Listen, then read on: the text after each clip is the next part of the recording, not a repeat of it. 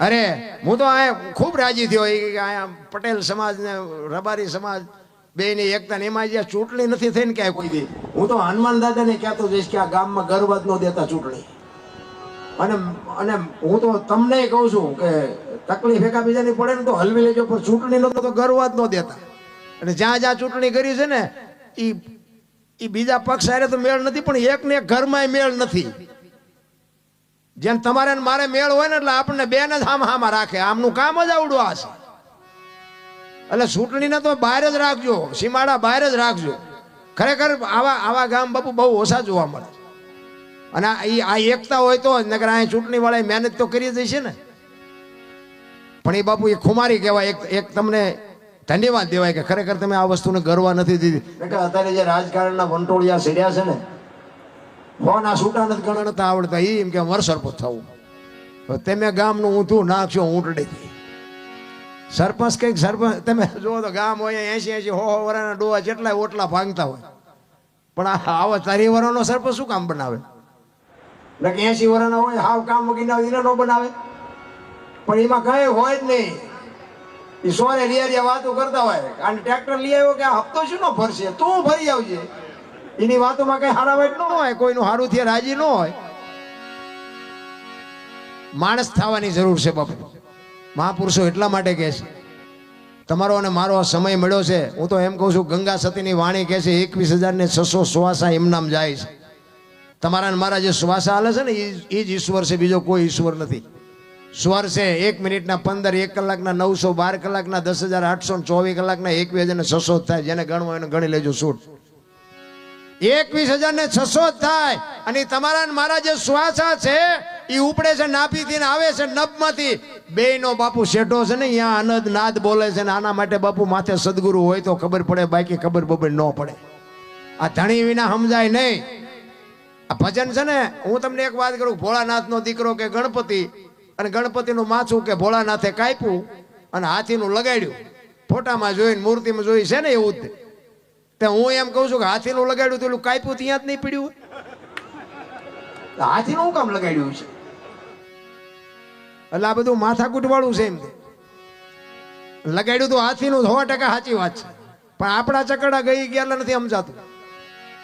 એક વાણી એવું કહે છે કે પેલા મેં જન્મા પછી જન્મા બડા ભાઈ ધામધૂમ થી મારા બાપા જન્મા પછી જન્મી મારી માં વહા ભાંગી નાખે કે નહીં કહું પેલા હું જન્મો પછી મારા મોટા ભાઈ પછી મારા બાપા ને પછી મારી માં આવું હોય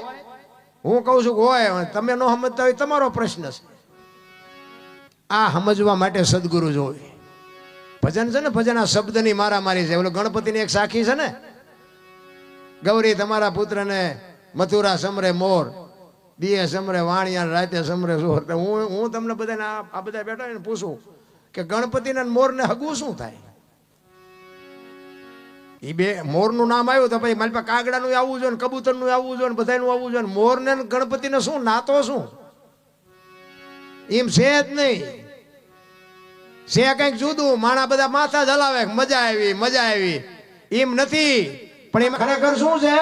કે ગૌરી તમારા પુત્રને સૌથી સમરીએ મોર આખે 33 કરોડ દેવ છે ને એમાં તારા દીકરાને બધાની મોર સમરીએ એમ છે તો બધાય મોરલાને ટીંગાડી દીધો ભાઈ શબ્દની જ બાપુ મારામારી છે આ કબીરની વાણી હોય ને એમાં છેલ્લે બધા કે કબીરનું નામાસણ હોય ને તો એમ કે કહે કબીર સુનો ભાઈ સાધુ અમારા ગુરુ કે આમ છે જ નહીં એ કે કબીરે એમ કીધું છે કે કહે કબીર સુનો ઓર સાધુ હું જે કહું છું ને એ સાંભળો અને સાંભળીને એની સાધના કરો એ કે મેં સાધુ પાસે શીખ્યું હું એમ કહું હું બોલું સાધુ તમે સાંભળો એમ એટલે આ બધું એવું ગોટે ચડાવ્યું છે ને એક જેસલની વાણી છે ને એ બધા ગાય છે સાધુ આવ્યા 1,04,000 જાડે અત્યારે 4 લાખ નથી ભેગા થતા તેથી થયા છે 4 લાખની વાત જ નથી 4 લક્ષ લઈને આવ્યા ભજન તમારું પાકે ને તેથી અખિલ બ્રહ્માંડના માલિકને તમારી ઝૂંપડી આવવું પડે ધર્મ અર્થ કામ અને મોક્ષ આ 4 લક્ષ લઈને તમારી ઝૂંપડી આવવું પડે ભજનને સમજવાની જરૂર છે ભજનને મંથન કરો ને તો જ ભજનની મજા આવે અને જો ભજનમાં બેઠા હોય ને તો બંગા હોય ન હોય અને બાપુ રાત વહી જાય ખબર ન પડે ભજનમાં જો બેઠા હોય તો એક બેન હતા બાજુના ગામમાં કથા બેઠી હતી એના ઘરવાળાને કે કથા સાંભળવા જવું તો કે જા ને હા સુધી નિરાયત મારે બેન ગયા હા જે આવ્યા એનો ઘરવાળો કે કથા સાંભળવા ગઈ હતી કે હા કે શું બાપુ વાંચતા હતા ઈ કે માંડવા માંડવા કેટલા બધા માંડવા ઈ કે પણ બાપુ હું વાંચતા હતી તો કે પણ કેટલું બધું રાંધેલું મોટા મોટા તપેલા ને આમ ઈ કે પણ બાપુ વાંચતા હતા શું ઈ તો કે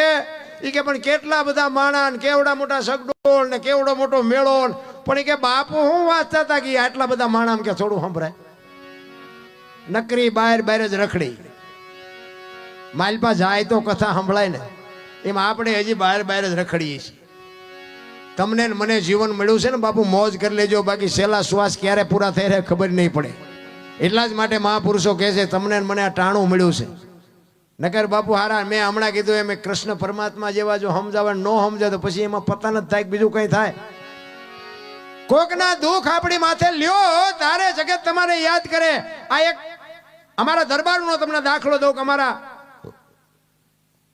દેવાયત બોદાલ બાપુ હાઈર આખી દુનિયા જાણે છે એક જુનાગઢના રાજ માટે બાપુ પોતાના દીકરાનો હોમી દીધો એને શું નકર અમારા દરબારું નહીં હોય બીજા આલેધર બોલેધર નો બાપુ અડા ભેડ આહિર દેવાયત બોદલ એક જુનાગઢના રાજનો દીવો જીવતો રાખવા હાટું થઈ અને પોતાનો દીકરો એકનો એક હોમી દેવો એટલે કેવડી મોટી વાત કહેવાય આ મોરબીનું બાપુ મોરબી ઈ રાજના જેથી દરબારનું બાપુ મર્ડર થયું ને તેથી બાપુ એક દહીસરાનો બાપુ એક આહિરનો દીકરો ભોજો મકવાણો આજે અડીખમ પાળ્યો ઉપર કોક દીક જાઓ તો દર્શન કરજો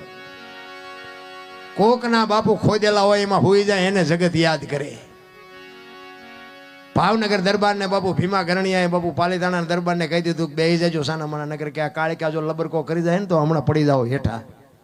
તેથી આહિરનો દીકરો બાપુ અમારા રાજા રજવાડા બાપુ હાલ્યા છે નકરા અમારા બળથી નથી હાલ્યા બાપુ બધા સમાજનો સપોર્ટ હતો એમનામ નથી હાલાતું આ આવડું મોટું કાર્ય કર્યું હોય તો આમાં બધાયનો બાપુ સાથ જોવે એમનામ કોઈ દી ન થઈ શકે એટલા જ માટે કોઈ દી કોઈને નાનો ન સમજવો એક વીસી આવડો હોય ને સકરી ખવડાવી દે પણ એકતાની જરૂર છે મારો કહેવાનો મિનિંગ તમારું ગામમાં છે ને ખરેખર મને એકતાની બહુ મજા આવી એકતા છે ને એ મોટી વાત છે ક્યાંય નથી મળતી જોવા ને કે તમે જો સિંહ જેવું જનાવર હોય ને હાથમાં લાકડી લઈને તમે હોય ને તો સિંહ તમારે સામે ન આવે એક કૂતરા બે ચાર હોય ને આપણે વાંકા વળીને પાણા લઈને તો કૂતરાય ન આવે પણ એક મધફોડું બેઠું એને હોપારી જેવડો કાંકરો મારો તો પાટીએ પડાવે ને શું કામ એકતા છે એની આપણી એકતા નથી એકતા છે ને અહીંયા બાપુ આખી દુનિયાને ઝૂકવું પડે એક લખી લેજો જંગલમાંથી કઠિયારો કુવાડા ટીપાવીને નીકળો ને તેથી જંગલના ઝાડવા રોતા હતા એટલે મોટા ઝાડવાએ કીધું એટલે કે હું કામ રોવો છો એ કે ઓલો કઠિયારો કુવાડા ટીપાવીને ગયો નહીં કે વહેલો મોડો આપણને કાપી નાખશે તેથી મોટા ઝાડવાએ બહુ સરસ જવાબ આપ્યો એ કે કઠિયારાની તાકાત નથી ને કુવાડાની તાકાત નથી પણ માલપા હાથા આપણા છે જોઈજો એ કે એ હાથા ન બનો ને તો કોઈની તાકાત નથી પછી સમાજ કોઈ બી હોય કુટુંબ પરિવારમાં ଯଦି વિખવાદ જાગે અને અંદર નજર કરો એકાદો હાથો આપણો હોય ને હોય નકર કોઈની તાકાત નથી કોઈ સમાજની સામે લાંબો હાથ થઈ શકે ના એટલા જ માટે મહાપુરુષો તમને મને સદગુરુની જેને શાન મળે એને જ આ દુનિયા બાપુ ઓળખે એને જ સમજણ હોય એને જ પોતાના મીરાએ કીધું આત્માને ઓળખ્યા વિના લક્ષ 84 નહીં મટે તમારી ભ્રમણા ભાંગ્યા વિના ભવના ફેરા નહીં મટે આ પીપળીમાં બાપુ સવારામ સાહેબ 50 થી 60 વર્ષ થયા પ્રજાપતિ તમે જોવો તો ખરા જબુમાં કરી ગયા ને પોતાના રહી ગયા ભલામણ એમ કે અમે ભક્તિ કરી છે ને અમારું થઈ જાય એવું નથી કાંઈ બીજા આમાંથી મેળ પાડી લે કહેવાનો મારો અર્થ એ છે કે જો શબ્દની અસર થઈ જાય તો બાપુ આપણો મેળ પડી જાય બાકી તો આપણા બૈરાન છોકરાનો વ્યવહાર છે ને એ તો આપણે હાસવવો પડે કારણ કે આપણે ઊભું કર્યું એટલે એને આપણે આપણી ફરજમાં રહેવું પડે કારણ કે ભગવાને બૈરું આપણને હારે નથી આપ્યું આપણે અડધું ગામ લઈને ગયા હતા ઘોડામાં ચડીને એટલે એ બૈરું પછી એમ કે તેલનો ડબ્બો ખૂટી રહ્યો તો લાવી દેવો પડે એ આપણે ઊભું કરેલું એમાં પછી બૈરા ડખા ન કરે પણ આપણા નથી એ મગજમાં રાખવાનું એટલા જ માટે બાપુ સદગુરુ મહારાજની જો શાન મળી જાય તો જ મજા છે એટલે સવારામ બાપુ એક એની વાણીમાં કહે છે જોકે હું વાંહે બેઠો એટલે મારે તો તમને અહીંથી હલવા નથી દેવા અને હજી ઘણી બધી વાતો કરી છે જોકે મારે આ છઠ્ઠી રાત છે પણ હિલોળો જ કરવો છે એટલે દોણામ જાય છે એટલે સવારામ બાપુ એના ગુરુ મહારાજની વાત કરી કે મારા ગુરુ મહારાજ મને ન મળ્યા હોત તો મારી શું દશા થાત એટલા માટે વાણીમાં કહે છે સદગુરુ મહારાજની જુગતી કરીને જોવા હાલી મારા સદગુરુએ બતાવી મને શાન અમરનગરમાં આતમ દેખ્યા હું તો ભૂલી ગઈ તી દેહનું ભાન અમરનગરમાં આતમ દેખ્યા બાપુ અમરનગર ક્યાં આવ્યું જો આ બધી અમુક સંતોના શબ્દો છે ને અલખ ને અજર અમર ને આ બધી છે ને અમુક વાતો છે ને બાપુ ઘણી જગ્યાએ અમે સાધુ સંતો હોય ને તો મને તો આવી બધી અંદરથી પીડા જાગે કે આપણે એકલા બેઠા હોય ત્યારે પૂછાય કારણ કે એમને ન આવડતું હોય તો એમની આબરૂ જાય એટલે એકલા હોય ત્યારે પૂછાય હજી કેટલાય ઠેકાણે જવાબ જ નથી મળ્યો પાછા આપણને એમ કે આ બધી ગહન વાતો છે તમને ન સમજાય એટલે પણ ગહન વાતો તો અમને ન સમજાવી ત્યારે બીજાને તેમ કોને સમજાવશો પણ ખબર તળિયા ઝાટક છે શું આપણને સમજાવે આપણે હાલા જતા હોય આમ આખા કપાળ રહી ગયા હોય ઢીસણ સુધી ડેર ખાવા હોય ને હાલા જતા હોય વાંયથી હાથ કરે એ ભગત ખાડા રે તેરા બેડા પાર તમે રોટલા આટો વંડીઓ ઠેકો શું બેડા અમારા પાર કરો કાંઈ કરાવવાની જરૂર નથી આપણા મા બાપ છે આપણા ગુરુ જ છે એક સમજી લેજો અને ગુરુની જરૂર છે 100% પણ બાપુ એવા કંઈક ગુરુ મળે તો બાકી તો બાપુ આપણે આવ્યા નથી કે આવશે કે 50 મૂકીને જાય છે ને એવા ગાળિયા નખાવાનો કોઈ મતલબ નથી કારણ કે છેક જો પહોંચાડી ન કે તેના ગુરુને કોઈ જરૂર જ નથી એવા ગુરુને ન પહોંચાડીએ કે એવા ગુરુની જરૂર જ નથી એક ગુરુ ચલો બે આમ હાલ્યા જતા હતા ને જંગલમાં એમાં બરોબર દી હાથમાં ટાઈમ થયો ને ગુરુએ કીધું સંજાનો સમય થઈ ગયો મારે સંજા પૂજા કરવી પડશે ચેલાએ કીધું બાપુ હાવજની ડાળકો સંભળાય છે આય નો બે આય ઉપાડી લઈ છે બેયને તો કે ના મારા ગુરુનો આદેશ છે મારે પૂજા અર્ચના કર્યા સિવાય અહીંથી હલાય નહીં અને ગુરુ મહારાજ બેઠા આસન જમાયું અને તું તાર લાગી ગયો ચેલો પડખે બેઠો પણ એની આંખો ઘડીએ ઉગડી જાય એ કે હારો કંઈક સિંહ બી આવશે તો અને આવા ઝડકટા બોલે એટલે થાય તે અને ખરેખર બાપુ સિંહ નીકળ્યો બાપુનો તાર લાગી ગયો બાપુને ખબર જ નથી અને ચેલાની આંખ ઉગડી આમ સિંહ નીકળ્યો ને કે કરતો આવ્યો એટલે સિંહ બાપુ ચેલો બાપુ ઝાડવા ઉપર ચડી ગયો ઈ કે ગુરુ ગયા અત્યારે લગભગ બાપુ ચેલા ગુરુ નાસ્તો કરાવે એવા જ હોય દાદા તો ઈ ઝાડવા ઉપર બેઠો જોતો હતો ઈ કે ગુરુ હમણાં ઉપડી જવાના સિંહ આવ્યો ગુરુ મહારાજની પાસે આવીને ગુરુ મહારાજની આમ પરિક્રમા કરી સામે બે પગ લાંબા કરી પગે લાગીને ભીયો ગયો ચેલો બેઠો વિચાર કરે ખારો હું બેઠો તો મને પગે લાગે ઘડીક થયું ને હેઠો ઉતરીને પાછો બાપુ પાસે બેહી ગયો ને ઘડીક થયું બાપુ જાય ગયા ઈ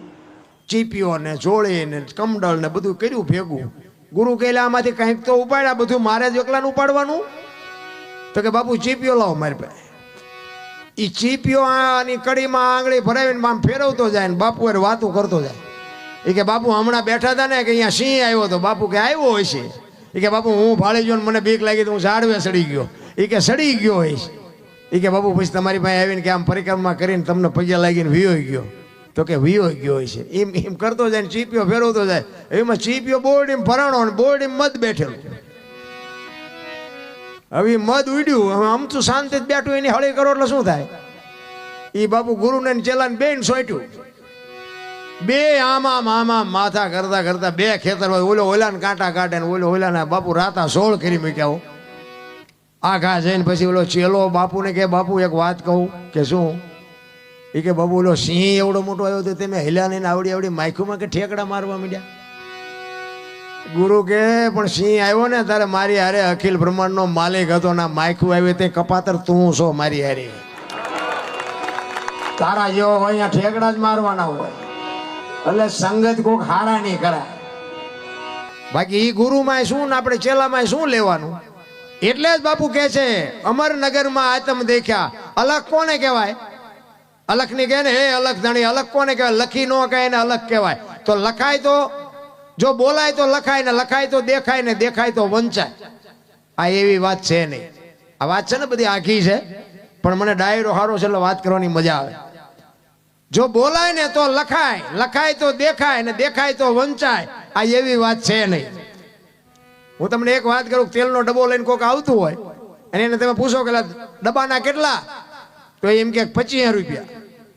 હવે તેલના 25 છે ડબ્બાના તેલ કાઢી લ્યો ડબ્બાનું શું આવે નકરા 25 આવે ને પણ જો વાત ઉપર ધ્યાન આપજો કિંમત તેલની છે, પણ તેલને રાખવા માટે ડબ્બો જોવે, તેલ એમનામ ન રહે. બીજી વાત, એમાં દેહ છે ને, દેહની કિંમત કાંઈ નથી. આ દેહને દુનિયા દિવાળી જ મૂકવાની છે, પણ દેહ વગર ભજન ન થાય. અને તેલ ગમે એનું હોય, સિંગ તેલ હોય, પામોલીન હોય કે કપાસિયાનું જે હોય, એને લખાય ડબ્બા ઉપર, તેલ ઉપર ન લખાય. એ નથી લખાતું ને એટલે એને અલગ કહેવાય. એ આ દેખાતો નથી. બાકી આમ જોવો ને તો તલ મૂકે એટલી જગ્યા નથી. અલગ વસ્તુ એવું જુદી છે, કારણ કે બોલ્યા જેવી વાત જ નથી. મેં